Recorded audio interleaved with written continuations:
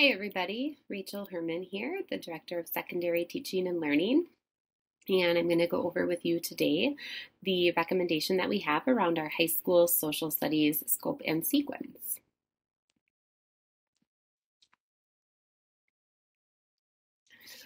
So our recommendation for our high school sequence comes out of our curricular design process. This process was conducted by a team of teachers and building administrators as well as district administrators. What this team did was we analyzed our standards, we analyzed our student achievement data, we analyzed current trends around social studies, and we came to two conclusions as a result of that process. The first conclusion that we drew was that students in Waukesha really need to be in a year-long social studies class in both their freshman and their sophomore year. In doing so, we can ensure that students are getting instruction around the disciplinary literacy skills, specifically reading, writing, and argumentation, that correlate to the skills that are measured on Forward and the ACT.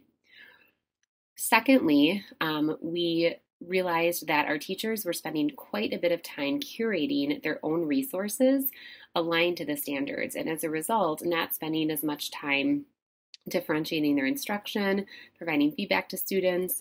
And so our second conclusion is that we would really desire a curricular resource to drive our instruction towards the social studies standards. So our current sequence for social studies is 3.5 credits of social studies that is required. You can see on the left, it's 1 full credit of human geo or its AP equivalent, only a semester of world history or the AP equivalent, a full credit of United States history or AP US history, 0.5 credits of government, which is a state statute that is mandated, and then 0.5 credits of economics or its AP counterpart. Some considerations that we want you to be aware of as we head into what we are going to be recommending is one, that this recommendation again comes out of the board approved curricular design process. And so again, this recommendation is something that was really months in the making and aligned to a process that has been adopted by Waukesha. This recommendation took into account feedback that was provided by the District Curriculum Council, students within our own system. We consulted with the Wisconsin Department of Public Instruction, as well as consulted with neighboring school districts, all who gave us very positive feedback on the recommendation that we're putting in front of you.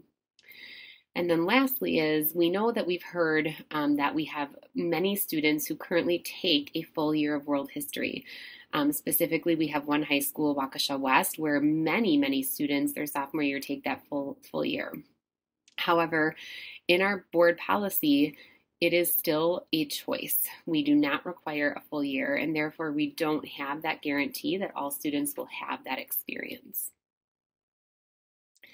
So our recommendation that we are continuing to put in front of you is that we would move forward with a full credit of human geography or AP, a full credit of world history or AP, a full credit of United States history or AP, a half credit of Gov or AP government, and then either a half credit of personal finance or a half a credit of economics.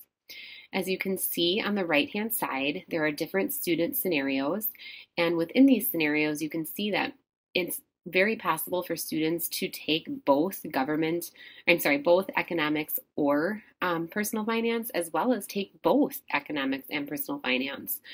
And so we have many students, again, who take all of those courses as is, and so we could continue to offer that. But again, in our recommendation, it would be required that they take either or. If they choose to take both, they can. In the curricular design process, we did explore looking at changes to our course sequence. We looked at what would it do to our system if we were to remove, for example, regular level human geography. What would it do to our system if we were to take US history and move it to freshman year? What would it look like to take world history and move it to freshman year? This is a model that is similar to what many of our neighboring school districts do. And there were some pretty negative implications to making those changes. One is that it drastically reduces the opportunity for students to move to a different track when they are ready. So we have many students who start off in regular human geography and by the second or third week are ready to move up into that AP track. Something that was quite staggering was that in a neighboring district comparison, when US history was offered freshman year, but AP US history was offered later on in the sequence, which is again the case in most other districts, those AP US history numbers were significantly lower. So for example, at Hamilton High School in Sussex, only one section typically runs each year, and in some years the course doesn't run at all. In Muskego, a school of nearly 1,600 students, they typically only run one section. And so in Waukesha, in our face-to-face schools, we run between 3 to 5 sections typically at each site every single year.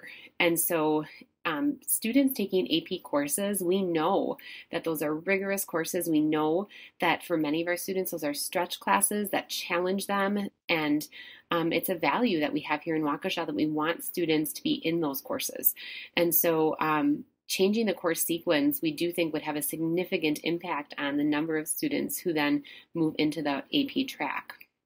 Lastly is that both the AP and the non-AP course teacher, when we align the courses, they can collaborate around the standards and the skills in the current model without looking at drastically different content. So for example, freshman year, when we're both talking about human geography, we can talk about the same content, the same standards, the same skills, and collaborate much more easily. So our next steps are that if it's approved, we would be updating our graduation requirement policy. We would be creating communications for counselors, for families, because this would be implemented in the 23-24 school year.